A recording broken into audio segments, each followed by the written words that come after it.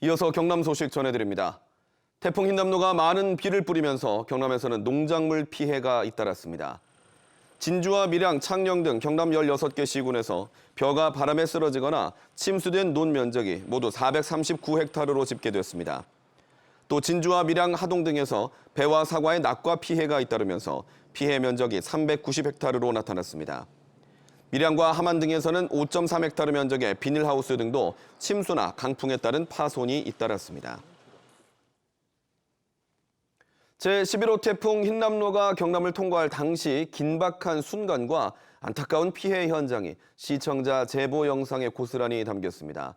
경남 곳곳에서 보내주신 제보 화면들을 천연수 기자가 정리했습니다. 진주시 대곡면, 수령 300년으로 추정되는 백나무가 가로로 길게 쓰러져 밑둥을 드러냈습니다. 태풍 흰남노의 경남 상륙을 앞둔 새벽 4시쯤 몰아닥친 강풍을 끝내 이기지 못한 겁니다. 나무에 깔린 마을 공동창고도 한켠이 파손됐습니다. 오랜 세월 마을을 지켜왔던 당산나무가 태풍에 수명을 다하자 주민들은 안타까운 마음이 큽니다. 어릴 때는 들어가기도 하고 그랬는 나무인데 쓰러지니까 저도 모르게 눈물이 맺힐 정도로 너무 안타깝더라고요, 이게. 남해군 설천면의 한 마을도 마찬가지입니다. 150년 된 백나무가 태풍을 이기지 못하고 쓰러지는 등 강풍에 고목 피해가 잇따랐습니다. 달리는 차가 터널을 빠져나가자 피할 새도 없이 길가에 있던 나무가 차를 덮치는 아찔한 순간입니다. 운전자는 무사했지만 차가 일부 부서졌습니다. 태풍이 경남에 상륙하던 시각 도심 주유소 담벼락 10여 미터도 강풍에 넘어졌습니다. 담 안쪽에 있던 주유기도 일부 파손됐습니다. 아파트와 건축물의 유리창이 바람의 압력을 견디지 못해 깨지는 사고도 속출했습니다. 견고하게 시공된 아파트 공동현관 천정마저도 일부 떨어져 나갔습니다. 바람이 통과하는 위치에 달려 강풍을 그대로 맞은 겁니다. 나무가 옆으로 이렇게 쫙 누워 있는 상태였어요. 천장에 그 형광등 조명도 그 바람에 뜯겨져서 지금 덜렁거리면서 이제 달려 있는 상태거든요. 바닥에 물이 고여 침수된 농기계 대리점. 양수기를 동원했지만 굵은 빗방울이 떨어지며 배수 작업이 쉽지 않습니다. 바다에서도 태풍의 위력을 실감케 하는 제보가 잇따랐습니다. 선박 피항지 안에서도 너울성 파도가 높게 일어 어민들이 긴장을 놓지 못했습니다. 태풍이 경남에 접근하기 하루 전부터 이어진 제보는 시청자들의 피해 예방에 큰 도움을 줬다는 평가를 받고 있습니다. KBS 뉴스 전현수입니다. 경상남도 교육청은 초중고등학교 56곳에서 태풍 흰남노의 피해가 난 것으로 집계했습니다. 통영 산양초등학교는 교문과 울타리 일부가 파손됐고 남해중학교는 체육관 간판이 떨어지는 등 크고 작은 피해가 잇따랐습니다.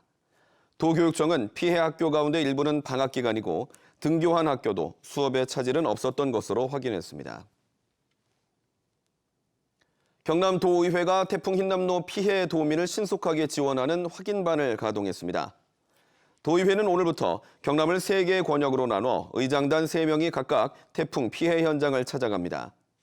농작물 태풍 피해가 집중된 밀양과 김해, 진주에서는 농작물 재해보험 보상 현실화와 침수 문제 개선 등의 요구가 나왔습니다. 진주시가 부분 취소 판결이 나온 남강변 다목적 문화센터 건립 소송에 즉각 항소할 것이라고 밝혔습니다. 진주시는 경남문화예술회관 한 곳으로는 지역 내 공연 수요를 감당할 수 없고 예술단체 연습실도 부족하다며 남강변 다목적 문화센터를 건립해야 한다고 밝혔습니다. 창원지법 제1행정부는 지난 1일 남강변 다목적 문화센터와 관련해 실시계획 부분 취소 판결을 내렸습니다. 경남의 코로나19 확진자 수는 오늘 0시 기준으로 창원이 2,400여 명, 김해 900여 명, 진주 700여 명, 거제 400여 명 등 모두 6,417명입니다. 최근 일주일 동안 누적 3만 7천여 명이 확진돼 일주일 전보다 27% 정도 줄었습니다. 이후 오후 4시 반까지 4천여 명이 더 확진됐고 재택 치료자 3만 3천여 명이 있습니다. 경남의 대입수능 응시자는 모두 3만 138명으로 지난해보다 11명이 는 것으로 나타났습니다. 수능 응시자 가운데 졸업 예정자가 전체 79.7%, 졸업자가 18.2%를 차지했습니다. 태풍 흰남노의 속도는 점점 더 빨라지고 있습니다. 약 시속 100km의 속도로 북동진하고 있는데요. 오늘 자정 무렵에는 열대 저압부로 세력이 더욱 약해질 것으로 예상이 됩니다. 내륙은 태풍의 영향에서 벗어났지만 강원 동해안 지역은 여전히 폭풍 해일의 위험이 남아 있습니다. 폭풍 해일 주의보가 발효 중인 상태고요. 그 밖에 해상에서도 풍랑특보가 남아 있습니다. 현재 재난감시 CCTV 화면을 보시면 울릉도 해변에서는 여전히 파도가 거세게 불고 있는 상태입니다. 내일 만조 시각과 겹치면서 해안가 저지대에서는 침수 위험이 남아 있는데요. 내일 오전까지는 동해안 지역에 계신 분들은 안전에 끝까지 조심을 하셔야겠습니다. 태풍 흰남노는 많은 상처를 남겼습니다. 어제부터 오늘까지 제주 윗새오름에서 850mm 이상의 폭우가 쏟아졌고요. 그 밖에 경북 포항에서도 370mm, 경남 지리산 300mm가 넘는 폭우가 쏟아졌습니다. 바람도 매우 거세게 불었습니다. 울릉도에서는 순간적으로 초속 43m, 제주 고산 42m, 전남 진도 41m 등 초속 40m가 넘는 강한 바람이 불면서 사람이 제대로 서 있기가 힘들 정도의 위력이었는데요. 현재는 대체로 하늘이 맑아진 상태고요. 내일도 맑은 날씨가 예상이 됩니다. 아침에는 서울이 17도, 대구 17도, 광주 18도, 부산 19도로 오늘과 비슷해서 약간 서늘하겠습니다. 한낮에는 기온이 크게 오르면서 서울이 27도, 대구 29도, 광주 29도 예상되고요. 남부지방은 오늘보다 2도에서 3도가량 높겠습니다. 일교차가 크게 나타나겠습니다.